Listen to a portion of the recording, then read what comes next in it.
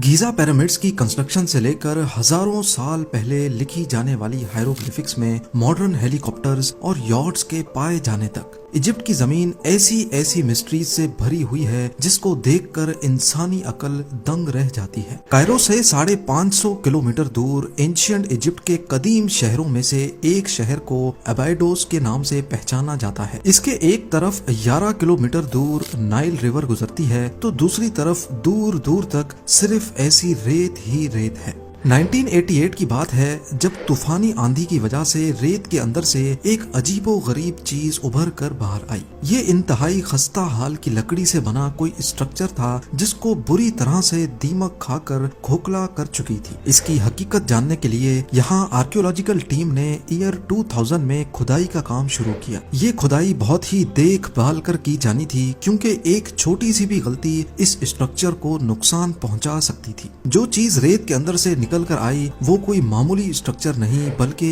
एक 70 फुट लंबी बोट थी। रेगिस्तान के बीचों बीच इस अकेली बोट का भला क्या काम था? मामला अभी यहाँ खत्म नहीं हुआ था। इस गुत्थी को सुलझाने की खोज अभी चल ही रही थी कि मालूम पड़ा कि यहाँ एक नहीं दो नहीं बल्कि ऐसी टोटल 14 बोट्स थीं जिनको एक दूसरे के साथ साथ लाइन से रेगिस्तान में दफन किया गया था। ज़ेम टीवी की वीडियोस में एक बार फिर से खुशामदीद। नाजरीन, आर्कियोलॉजिस्ट इन खस्ता हाल बोट्स को पूरी तरह रेत से निकाल नहीं पाए थे क्योंकि उनको खदशा था कि अगर ऐसा किया तो ये बोट्स टूट जाएंगी और एक बहुत बड़ी मिस्ट्री अधूरी ही रह जाएगी। सिर्फ वो लकड़ी के चंद सैंपल्स की मदद से ये मालूम करने में कामयाब हुए कि बोट्स 5000 साल पुरानी है, यानी गीजा पिरामिड से भी 500 साल पुरानी। पर ये अकेला जवाब इस मिस्ट्री को सुलझाने के लिए काफी नहीं था। कुछ अरसे के बाद लेटेस्ट सोनार स्कैनिंग टेक्नोलॉजी की मदद से अब आर्कियोलॉजिस्ट इस काबिल हो चुके थे कि वो इस पूरे एरिया को बगैर हाथ लगाए उसका एक 3D मॉडल बना सकें।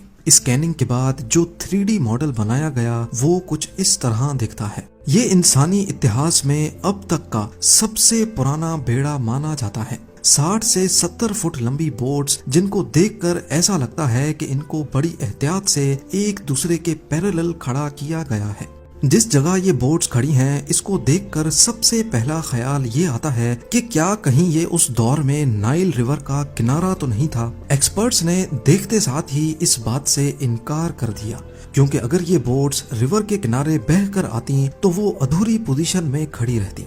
ये तो एक दूसरे के मुकाबले में बिल्कुल सीधी खड़ी हैं, जिसका मतलब है कि इनको यहाँ लाकर खड़ा किया गया है। इसके अलावा आर्कियोलॉजिस्ट ने आसपास के लैंडस्केप का भी अच्छी तरह मुआयना किया पर कहीं से भी ये जाहिर नहीं हुआ कि नाइल रिवर यहाँ से कभी गुजरा करती थी। तो फिर आखिर ये बोट्स किसकी थीं? और अगर ये रिवर में बहकर यहाँ तक नहीं आई तो फिर इनको रेगिस्तान तक क्यों लाया गया था? एक इशारा उस वक्त मिला जब बोट्स के ढांचों को 3D ग्राफिक्स की मदद से दोबारा रिकंस्ट्रक्ट किया गया। ये कोई मामूली बोट्स नहीं बल्कि रोइंग वेसल्स थीं जिनको 30 लोग मिलकर चप्पू की मदद से चलाया करते थे, जैसा कि आजकल की राफ्ट बोट्स होती हैं। इनके डिजाइन पर गौर किया जाए तो लकड़ी के तख्तों को रस्सियों से जोड़ जोड़ कर बड़ी महारत से बनाया गया था। आर्कियोलॉजिस्ट का कहना है कि ये उस दौर में बनने वाली बोट से काफी अलग और एडवांस्ड दिखती हैं। इसमें लकड़ी के तख्तों को अंदर से एक खास एंगल में काट कर लगाया गया है और बज़ाहिर ऐसा लगता है कि इनको सिर्फ खूबसूरती देने के लिए ऐसे बनाया गया था। एंशिएंट इजिप्ट में सिर्फ एक शख्स इस तरह की बोट्स रख सकता था और वो था एंशिएंट इजिप्शियन किंग यानी फेरो। सिर्फ किंग के पास ही इतनी ताकत थी कि वो उस दौर की state of the art boats को ऐसे ही रेगिस्तान में कचरे की तरह छोड़ दे। पर सवाल है कि इनको रेगिस्तान में रखा क्यों गया था?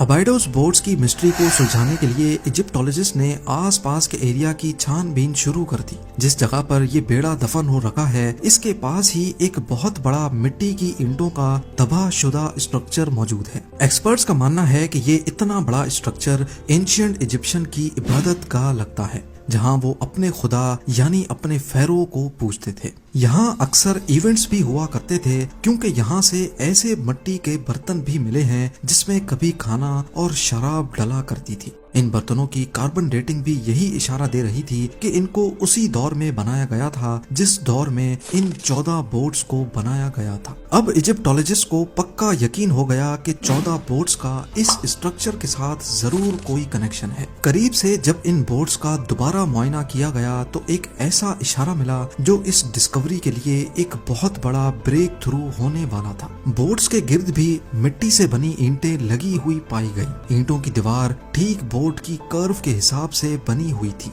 कि जैसे इनको खास बोट्स के लिए बनाया गया हो। ये दीवार सिर्फ बोट्स की साइडों पर ही नहीं बल्कि उनके नीचे भी ऐसी ही ईंटें लगी हुई थी। अब जब 3 साइडों पर ईंटें लगी हैं तो जरूर बोट्स के ऊपर भी ईंटें लगाई गई होंगी जो अब वक्त के साथ गिरकर मलिया मेट हो चुकी हैं। 3D ग्राफिक्स की मदद से जब बोट्स के ऊपर वाले हिस्से पर भी ईंटें लगाई गईं तो वो कुछ इस तरह का मंजर पेश करने लगी। ये कुछ और नहीं बल्कि बोट्स के यानी कश्तियों के ताबूत थे।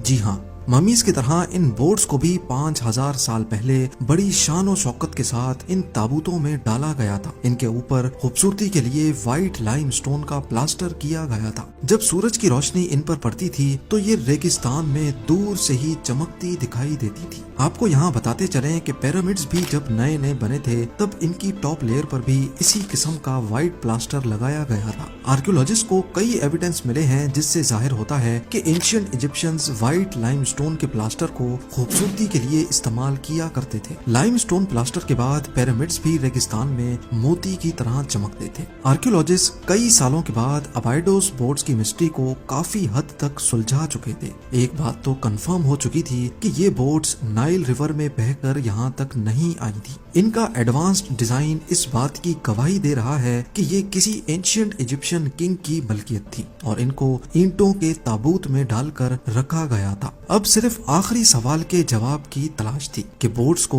ताबूत में डाला ही क्यों गया था। यहाँ से सिर्फ 1.5 किलोमीटर दूर रेगिस्तान में एक इजिप्शियन किंग की टूम्ब मौजूद है, यानी जहाँ उनको मरने के बाद रखा जाता है। हैरत की बात यह है कि ये टूम्ब भी उसी दौर में बनाई गई थी जिस दौर में बोट्स और इबादतगाह के अंदर मौजूद बर्तन बनाए गए थे। इस टूम्ब में न सिर्फ फेरो की मम्मी को रखा गया था बल्कि इसके साथ जो ये छोटे छोटे बॉक्सेस आप देख रहे हैं इनमें फेरो के करीबी साथियों को दफन किया गया था, वो भी सेम उसी दिन जिस दिन किंग की मौत हुई थी। जी हाँ, किंग के ऑनर में उसके जितने भी करीबी साथी थे उन्होंने भी अपनी जान देकर अपने फेरो अपने खुदा के साथ ही इस दुनिया से जाने का फैसला किया था। उनका ये यकीन था कि मरने के बाद वाले सफर को आसान बनाने के लिए किंग के साथ उसकी सारी दौलत, उसका सामान और हत्ता के उसके नौकरों को भी उसके साथ ही दफन किया जाए। बोट्स को भी उसी किंग की आफ्टर लाइफ को आसान बनाने के लिए इतनी शानो शौकत के साथ ताबूतों के अंदर रखा गया था। ये एक ऐसी रस्म है जिसको बाद वाले इजिप्शियन फेरोज की टूम्स में भी नोटिस किया जा चुका है। ज्यादातर इजिप्शियन फेरोज की टूम्स को लुटेरे लूट चुके हैं